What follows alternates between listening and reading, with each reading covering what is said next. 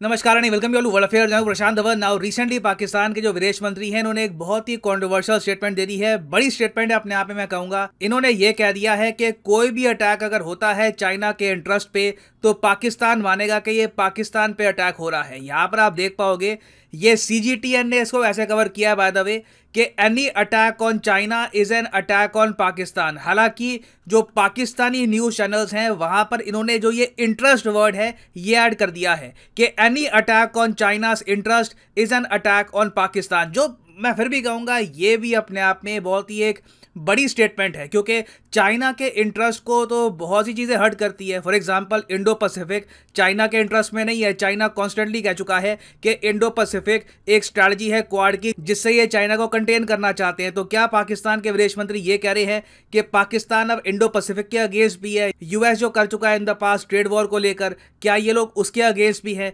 तो स्टेटमेंट तो देखिए ये बहुत ज़्यादा कंट्रोवर्शियल है, मगर पाकिस्तान को आज के समय ऐसी स्टेटमेंट्स देनी होंगी बिकॉज दे नीड चाइना। इनको पता है कि आने वाले समय में जो मुश्किलें पाकिस्तान के सामने आएंगी उससे चाइना ही इनको बचा सकता है। और पाकिस्तान ने रिसेंटली सिर्फ ये नहीं कहा कि चाइना पे अटैक मतलब हम पे अटैक, इन्होंने ये भी यहाँ पर ऐड कर दिया कि जो भी चाइनीज नेशनल्स होंगे इन पाकिस्तान, स्पेशली जो बड़े इंस्टीट्यूट्स में काम करेंगे, उनके ट्रांसपोर्ट के लिए, उनकी सेफ्टी के लिए ये लोग 100-200 आर्मर्ड व्हीकल्स परचेज करेंगे, उसी में चाइनीज नागरिक घुमा करेंगे। ये जो ट्रांसपोर्ट व्हीकल है इनका खर्चा पाकिस्तान की सरकार अपनी जेब से उठाएगी। नाउ इस वीडियो में हम डिस्कस करेंगे कि पाकिस्तान ये सब क्यों कर रहा है, what it wants from China, क्या जेन्युइनली चाइना सेव कर सकता है पाकिस्तान की इकोनॉमी को in the coming few years. काफी कुछ यहाँ पे आपको जानने को मिलेगा, मगर आगे बढ़ने से पहले आपसे एक क्वेश्चन पूछूंगा। क्वेश्चन यहाँ पर यह है कि एंथोनी अल्बनीसी ये रिसेंटली बने हैं किस कंट्री के नए प्रधानमंत्री? ये है यहाँ पे आपकी option, New Zealand, Australia, Solomon islands या फिर आयरलैंड। बहुत ज्यादा न्यूज में है ये टॉपिक।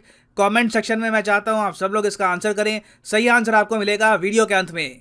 ना मुझे यहाँ पर यह बात एडमिट करनी पड़ेगी कि जब पाकिस्तान की तरफ से स्टेटमेंट आई, इनिशियली मुझे लग रहा था कि शायद यूएस या फिर कोई और कंट्री कुछ रिएक्शन देगा, मगर देन आई रियलाइज पाकिस्तान की इंपॉर्टेंस ग्लोबल स्टेज पर इतनी कम हो चुकी है कि अगर पाकिस्तान ऐसी बात करता भी है और इस बात को चाइना का सरकारी मीडिया CGTN कोड भी करता है अपने आर्टिकल में कि any attack on China is an attack on Pakistan, तब भी किसी को परवाह नहीं है। Like who cares. यहाँ पे आपको यह समझना होगा कि पाकिस्तान ये सब स्टेटमेंट्स इसलिए दे रहा है क्योंकि इनके फॉरेन एक्सचेंज रिजर्व्स कॉन्स्टेंटली गिरते जा रहे हैं। जी हाँ, इंपोर्ट बैन करने के बाद भी हम देख रहे हैं एक रैपिड फॉल आ रहा है पाकिस्तान के टोटल फॉरेन एक्सचेंज रिजर्व में। और काफी बार आपने देखा होगा कि पाकिस्तान के जो फॉरेक्स रिजर्व हैं इसके बारे में कहा जाता है कि जी $16 बिलियन के आसपास बचे हैं। देखो, $16 बिलियन में से 6 बिलियन तो इनके जो बहुत सारे बैंक्स हैं वहां पर पड़े हैं, उनको एक्चुअली सरकार खुद का फॉरेक्स रिजर्व नहीं कह सकती। जो इनका जेन्युइन फॉरेन एक्सचेंज रिजर्व है ये $10 बिलियन के आसपास बचा हुआ है।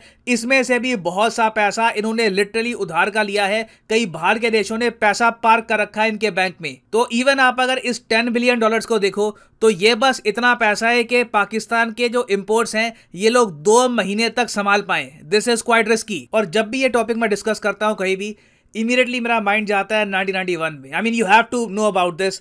1991 में भारत के सामने एक बहुत ही बड़ा इकोनॉमिक क्राइसिस आया था जिसके बारे में आप सबको पता होगा। इंडिया के फॉरेन एक्सचेंज रिजर्व बहुत ज़्यादा कम रह गए थे, एक बार को $5 बिलियन के आसपास रह गए थे। और ये फोटो मुझे भूलती नहीं है 1991 की। यहाँ पर आप देख पाओगे उस वक्त के हमारे देश के वित्त मंत्री डॉक्टर मनमोहन सिंह जी बैठे हैं IMF के MD के साथ। ये हैं माइकल कैमडेस। इन्होंने एक बार को भारत की हेल्प करने से मना कर दिया था, वर्ल्ड बैंक ने भी मना कर दिया था। फिर कैसे ना कैसे करके हमारे जो गोल्ड रिजर्व हैं उन्हें हमें यूज़ करना पड़ा और बड़ी मुश्किल से आकर जो ये 5 बिलियन का आंकड़ा है यहाँ से विदेशी मुद्रा भंडार ग्रो कर करके आज के समय हम रफली $600 बिलियन के फॉरेक्स रिजर्व के आसपास बैठे हैं। और पाकिस्तान आप अगर सोच कर देखें तो जहाँ पे उस वक्त था 1991 में, आज भी यहीं पे है। क्योंकि जो ये 10 बिलियन फॉरेक्स रिजर्व है इसमें से आराम से 5 से लेकर $6 बिलियन उधारी के हैं। इनके एक्चुअल फॉरेक्स रिजर्व 2 से लेकर $4 बिलियन के आसपास है, that they actually earn themselves. और आप अगर मुझसे पूछे कि इंडिया ने 1991 से लेकर आज 2022 तक इतनी ज़्यादा इंप्रूवमेंट कैसे करी, पाकिस्तान इतना पीछे कैसे रह गया, तो देखो इसके पीछे बहुत से रीज़न है, मगर यहाँ पर मेंशन करना पड़ेगा एक मेजर रीज़न ये है कि 1991 में ना हमारा पूरा देश बड़ी सिंसियरिटी से, बहुत ही सीरियसनेस से इस इशू को डील कर रहा था। किसी पॉलिटिकल पार्टी ने उस वक्त ऑपर्चुनिस्टिक कोई एक मूव नहीं चला कि चलो अब सरकार के खिलाफ कोई मोर्चा निकालते हैं, दिल्ली चलते हैं, यही टाइम है बस सरकार को हिला दो। आप कह सकते हैं as a country we were responsible. Pakistan में इसका अपोजिट हो रहा है। रिसेंटली इमरान खान ने ये कह दिया है कि मेरा जो कैंपेन है ये जिहाद है, ये पॉलिटिकल नहीं रहा, ये खुद बेसिकली ये पाकिस्तान के अंदर ही जिहाद कर रहे हैं। और मई 25 को ये एक लंबा मार्च करेंगे टू इस्लामाबाद, और ऑब्वियसली ये कैपिटल में अपने लोगों को लेकर बैठ जाएंगे, वहां पर हो हल्ला होगा।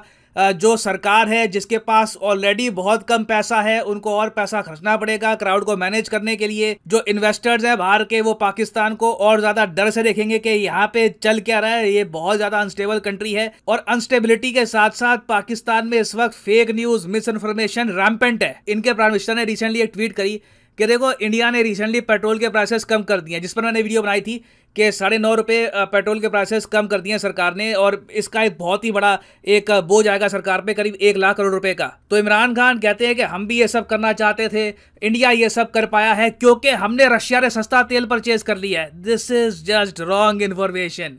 हमने इतना तेल रशिया से कहीं से परचेज नहीं किया है कि उससे हम 1 लाख करोड़ का रिलीफ दे पाए। ये मतलब पर चीज़ें बिक रही हैं यहाँ पर, पीपल आर बाइंग इट। और जब एक कंट्री में miss information, fake news rampant हो, कुछ भी कोई कुछ बोल दे, चल जाती है बात, तो इवेंचुअली वो कंट्री सफ़र करेगी। इस वक्त नीड ये है कि सारी पॉलिटिकल पार्टीज पाकिस्तान में इकट्ठा आकर डील करे इस सिचुएशन से, इंडिया से बात करे, पीस की, ट्रेड वापस रीस्टार्ट करे, अपने टेरर ग्रुप्स को शट डाउन करे, उससे कुछ इंप्रूवमेंट हो सकती है। बट जिस रास्ते पे अभी पाकिस्तान जा रहा है, they will not be able to survive. मगर पाकिस्तान की सरकार को एक उम्मीद यहां पर यह है कि अगर चाइना टर्की को सीपैक में इंक्लूड कर देता है ना, तो इससे जो सीपैक के लोन्स का बोझ है पाकिस्तान पर, वो थोड़ा सा कम हो जाएगा। रिसेंटली आपने देखा होगा पाकिस्तान के पीएम जो है शहबाज शरीफ, इन्होंने चाइना को काफ़ी बार ये गुहार लगाई है कि चाइना पाकिस्तान इकोनॉमिक कॉरिडोर, जो अभी के लिए 2 कंट्री प्रोजेक्ट है चाइना और पाकिस्तान का, इसको 3 कंट्री प्रोजेक्ट बना दो, टर्की को भी यहाँ पर ऐड कर दो। अब यहाँ पर आप कहेंगे टर्की को इससे क्या फायदा होगा और टर्की यहाँ पर ऐड होना क्यों चाहेगा। देखो रिसेंटली 1 दशक में पहली बार हमने ये देखा कि पाकिस्तान, ईरान, टर्की के बीच में एक कार्गो ट्रेन चली थी। ये अपने आप में बहुत ही इंपॉर्टेंट जियोपॉलिटिकल डेवलपमेंट थी। मुझे याद है जब वर्ल्ड अफेयर्स इनिशियली स्टार्ट हुआ था एज ए चैनल, तब मैंने इस पर एक वीडियो भी बनाई थी, और यहाँ पे आप देख पाओगे ये है इस ट्रेन का रूट। तो टर्की को आज के समय एक प्रॉपर लैंड एक्सेस मिल चुका है पाकिस्तान का, और डेफिनेटली ये लोग ये चाहेंगे कि सीपैक में इन्वेस्टमेंट करके ये लोग ग्वादर या फिर किसी और पोर्ट में और स्टेक हासिल कर ले। इससे टर्की को एक ज्यादा बड़ा एक्सेस मिल पाएगा इस रीजन का। बट चाइना ऑब्वियसली अभी के लिए टर्की की जो यहाँ पर पार्टिसिपेशन है इसको रेजिस्ट कर रहा है।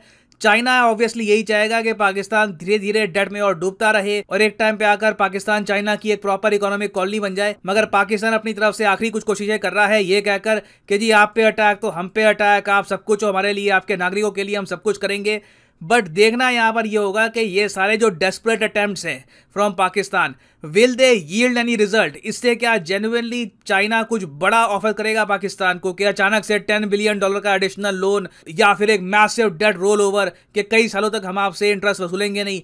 अगर चाइना ये सब करता है तो ये सब कहना वर्थ इट है, नहीं तो पाकिस्तान जियोपॉलिटिकली बस अपना स्टैचर और गिरा रहा है ये कमिटमेंट्स करके। ना वापस आते हैं अपने प्रश्न की तरफ कि एंथोनी अल्बनीसी ये रिसेंटली किस कंट्री के प्रधानमंत्री बने हैं। तो सही उत्तर इसका है option B is the right answer, the country of Australia. यहाँ पर आप देख पाएंगे स्कॉट मॉरिसन नहीं रहे अब ऑस्ट्रेलिया के prime minister, now the new prime minister of Australia is Anthony Albanese.